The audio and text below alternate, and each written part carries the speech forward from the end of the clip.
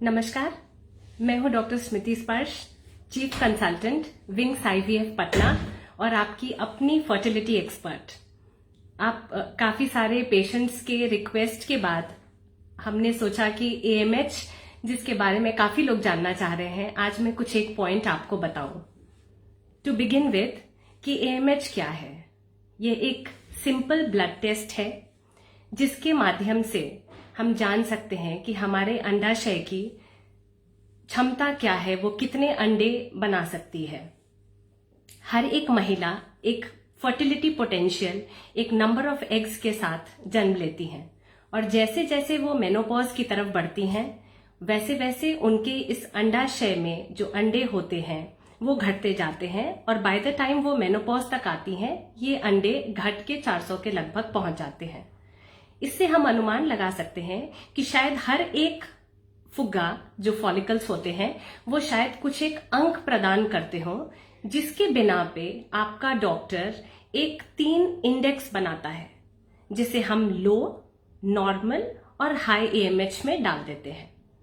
तो फिर लो एएमएच क्या है? लो एएमएच जब आपका एएमएच बिलो 1 हो, ये दर्शाता है कि शायद आपकी फर्टिलिटी पोटेंशियल कमजोर हो रही है, शायद आपको बच्चे होने में समस्या हो। ये नॉर्मल भी है क्योंकि बढ़ती उम्र के साथ आपका एएमएच घटता जाता है। कुछ एक और कारण भी हो सकते हैं जो हमारे एएमएच को प्रभावित कर सकता है, जिनमें से कुछ हमारा खान पान, बढ़ता पोल्यूशन, इंसेक्टिसाइड्स, पेस्टिसाइड्स, आजकल जो हमारा लाइफस्टाइल है, stressful lifestyle, specially applicable to working women. आजकल अधिकांश औरतें काम पे भी जा रही होती हैं। सो जेनेटिक कंडीशंस हो गए या कैंसर का जो थेरेपी होता है, chemotherapy. Most important cause AMH के लिए होता है हमारा एज, जो जैसे आपकी उम्र बढ़ेगी वो घटेगा, वो फिक्स्ड होता है। बढ़ती उम्र के साथ अंडे का घटना, फर्टिलिटी पोटेंशियल घटना, एएमएच घटना। बट अगर हम अपनी लाइफस्टाइल और हम अपने खान पान को कुछ सुधारें, कुछ हद तक हम उसको जरूरत से ज्यादा बढ़ने में कुछ एक कंट्रोल कर सकते हैं, बट पूरी तरीके से हम उसको प्रभावित नहीं कर पाएंगे। आज की दौर में फिर एएमएच क्यों जरूरी है? बिकॉज लेट मैरिजेस, आजकल प्रेगनेंसीज हम प्लान कर रहे हैं, तो अगर माने कि एक रिप्रोडक्टिव, एक मैरिजेबल आइडियल एज क्या है, तो वो 26 से 30 वर्ष की उम्र अगर मानी जाए, तो वैसी महिलाएं जो 30 वर्ष की हो चुकी हों लेकिन अभी तक अविवाहित हों, या 35 की हो चुकी हो एंड प्रेगनेंसी अभी तक उन्होंने प्लान नहीं किया। लेट्स नॉट फिक्स इट, इस एज ग्रुप को ही सिर्फ हम लोग नहीं माने। अगर आपकी शादी को 1 वर्ष हो चुका है और अभी तक आपको माँ बाप बनने का सुख नहीं प्राप्त हुआ हो, वैसे लोग भी अपना फर्टिलिटी कंसल्टेशन जरूर करवाएं। फर्टिलिटी कंसल्टेशन सिर्फ आपको जागरूक करेगा कि आप कहाँ पे आपको प्रॉब्लम हो रही है, आप किधर फोकस करें तो शायद आप माता पिता बनने का सुख जल्दी प्राप्त करें। उससे ये ना सोचें कि फर्टिलिटी कंसल्टेशन का मतलब बिल्कुल ट्रीटमेंट बिगिन करना नहीं होता, सिर्फ परामर्श भी हो सकता। बट अगर आप 30 वर्ष से ज्यादा की हों, 1 साल अगर आप लोग साथ रहे हों एंड स्टिल कंसीव नहीं कर पा रहे हों, तो जो हम फर्टिलिटी वर्कअप करते हैं, AMH is a very simple test, तो ये ज्यादा आसानी से किया जा सकता है। बट क्या सिर्फ एएमएच के टेस्ट पे ही हमें डिपेंड करना चाहिए? तो मेरा जवाब है नहीं। हमें ज्यादा डिपेंड करना चाहिए एंट्रल फॉलिकल काउंट्स पे, जो हम आपके मासिक के दूसरे या तीसरे दिन जो आपके फुग्गे होते हैं हम उन्हें काउंट करते हैं।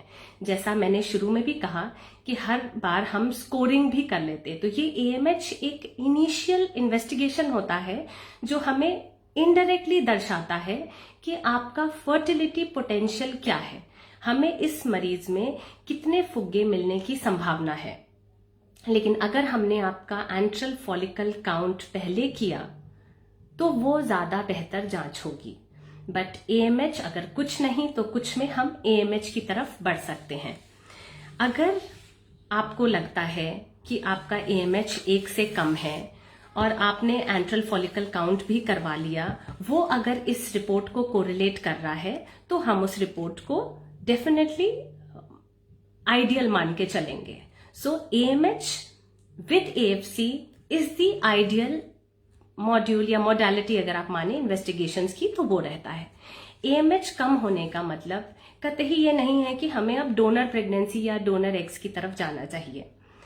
मैं विंग्स की कंसल्टेंट हूं।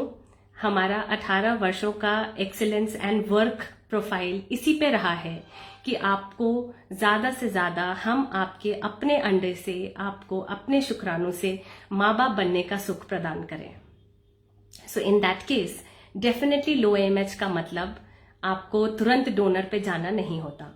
सो कम से कम AMH भी जिनका रहा हो, या वो 40 वर्ष या 41 वर्ष की उम्र की भी महिला क्यों ना हो, वैसे कई केसेस में हमने देखा है और हमने पाया है कि हम उन्हें माँ बाप बनाने का सुख प्राप्त कर चुके हैं। सो आज के इस वीडियो में जब हम जुड़े हैं तो मुझे लगता है कि काफी सारे लोगों का ये डाउट क्लियर हुआ होगा कि AMH क्या है। स्टिल आप कुछ लोगों के लिए एक टेक होम मैसेज कि AMH अगर आपका 1 से कम हो तो आप विजिट कर सकते हैं अपने फर्टिलिटी कंसल्टेंट को, उनसे सही सलाह लें और तुरंत डोनर के बारे में ना सोचें। आपको अपने अंडों से माँ बाप बनने का सुख डेफिनेटली मिल सकता है। और अगर आप कंफ्यूज्ड हो, अगर आपको अभी भी लग रहा हो कि लो AMH में अपने अंडों से बच्चे होंगे हमें या नहीं होंगे, इस वीडियो के माध्यम से मैं आप सबों को बताना चाहूंगी कि डेफिनेटली निराश ना हो, हमारे साथ जुड़ें।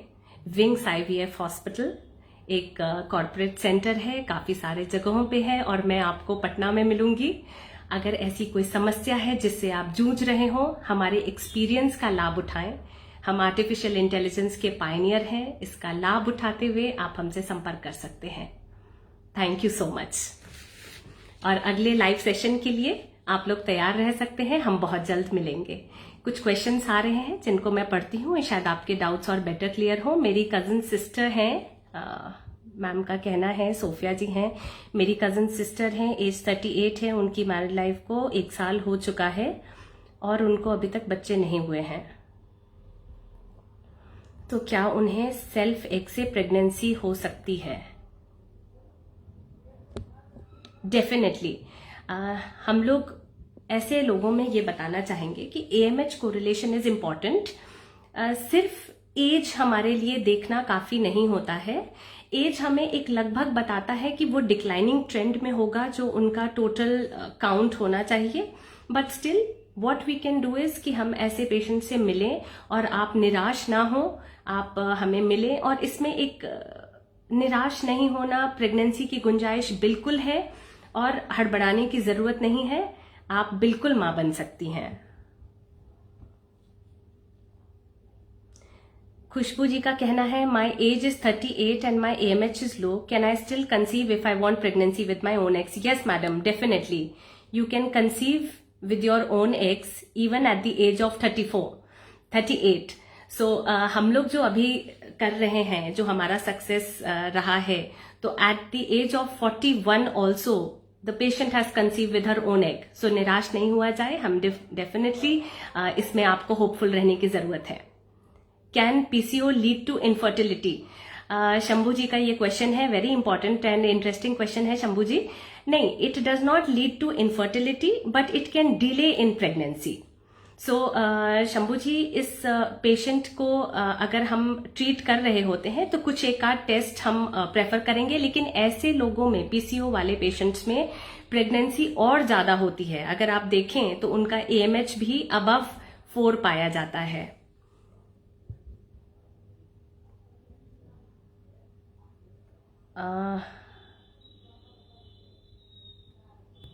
सॉरी, एक दो क्वेश्चंस हैं जो मैं आप लोगों के रीड नहीं कर पा रही हूँ। Just give me a moment.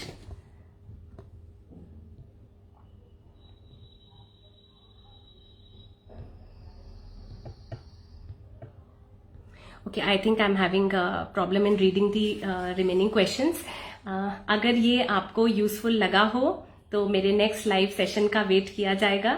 और अगर आप कोई एक पर्टिकुलर पॉइंट जो समझना चाह रहे हो, आप वो हमें मैसेज भी कर सकते हैं, आप हमारे कॉल सेंटर नंबर पे कांटेक्ट भी कर सकते हैं।